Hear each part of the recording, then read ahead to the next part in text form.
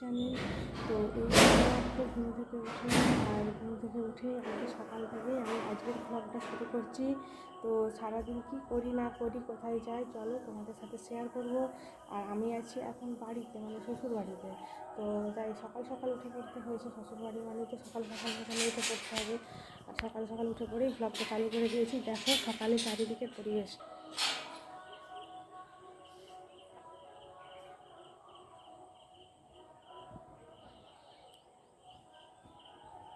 ওই যে ওখানে গাছে জল দিচ্ছে সকাল সকাল উঠে। তো চলো দেখা হচ্ছে আবার কিছুক্ষণ পরে। আমাদের গাছে কত সুন্দর সুন্দর ফুল হয়েছে বন্ধুরা।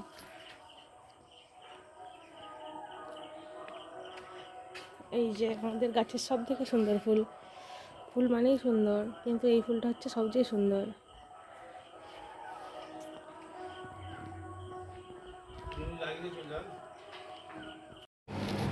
রান্না বান্না করে ঘাম বেরিয়ে গেছে, তাই তো? আর ঘামে মিষ্টুকে গরম লাগছে, তাই তো মিষ্টু? টুই টুই টুই টুই।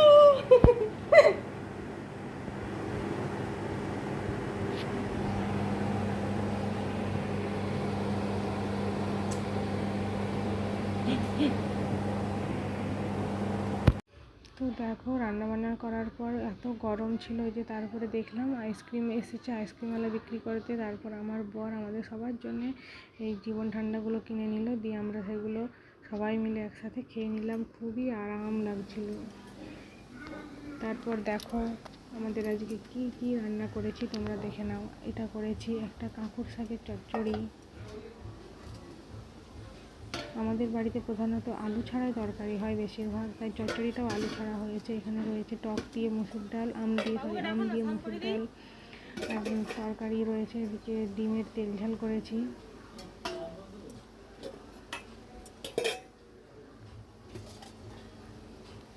আর এদিকে করেছি ঢ্যাঁড়সের ঝাল। সবটা এটাও কিন্তু আলু ছাড়াই রান্না করেছি। যেহেতু আমাদের বাড়িতে সুগার রোগী আছে আমার শ্বশুরমশাই, তাই আমাদের বাড়িতে বেশিরভাগ রান্নায় আলু তরকারিতে আলু ছাড়াই হয়, দেওয়া হয়। হয়তো আমরা যেগুলো খাই মাঝে মধ্যে দু একটা আলু দিই, কিন্তু বাকিগুলো আলু ছাড়া রান্না হয়। আর এদিকে কড়াইতে একটুখানি মাশরুম ভাজা করে নিচ্ছিলাম।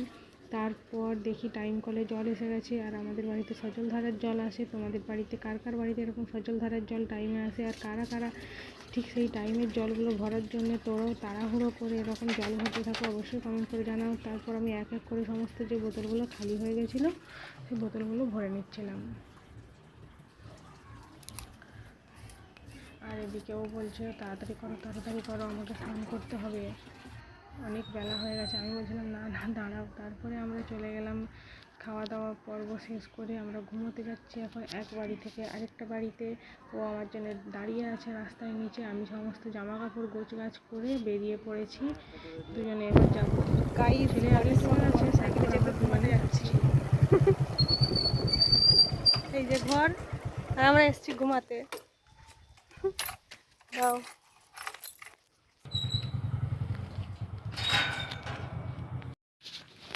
এই হচ্ছে আমাদের বাড়ি। কত ফুল,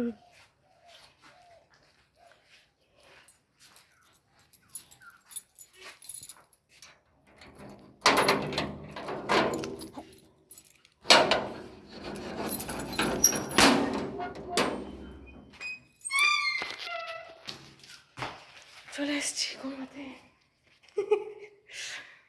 শান্তি। জলটা কোথায়?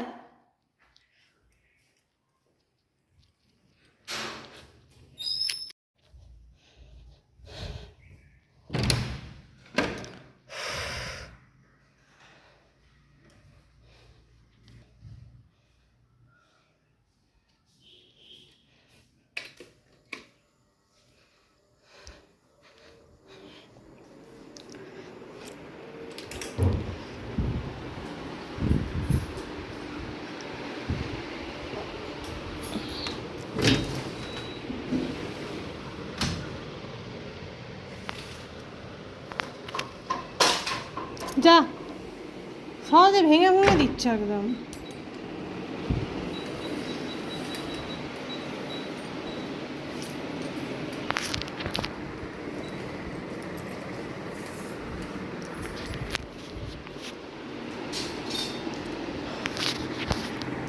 এই হচ্ছে শান্তি।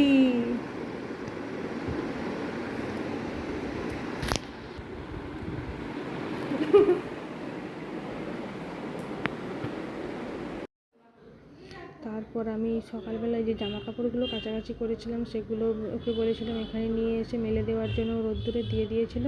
আর তারপরে আমি এসে ঘরে যখন ঘুমোতে এলাম দেখলাম জামা কাপড়গুলো না অনেকটাই শুকনো হয়ে গেছে।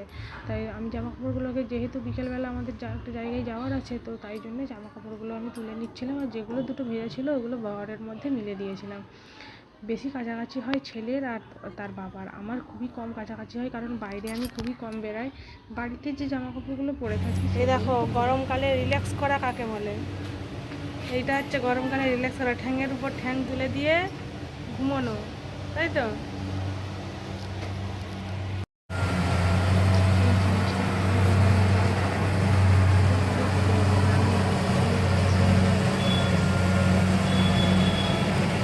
তারপর রাত্রিবেলা দেখো বানিয়ে নিয়েছি গরম গরম মুসুর ডাল আর পোস্ত দিয়ে বড়া। আজকে যেহেতু অনেকটাই গরম পড়েছে, আমরা হচ্ছে যে ভাত খাবো। তো দেখো সবাই, আমি রান্না করছি আর টিভি দেখছে ওইদিকে। আর রান্না করতে করতে আমি রান্নাঘরে জানালা দিয়ে একটা সুন্দর দৃশ্য দেখতে পাচ্ছি, সেটা ভাবলাম তোমাদেরকেও দেখায়। তো চলো দেখো সুন্দর দৃশ্যটা। এই দেখো, আজ তো পূর্ণিমা, তাই পূর্ণিমার চাঁদটা খুব সুন্দর উঠেছে, একদম গোল। চলো আজকে একটি সুন্দর দৃশ্য দিয়ে, কত সুন্দর তাই না?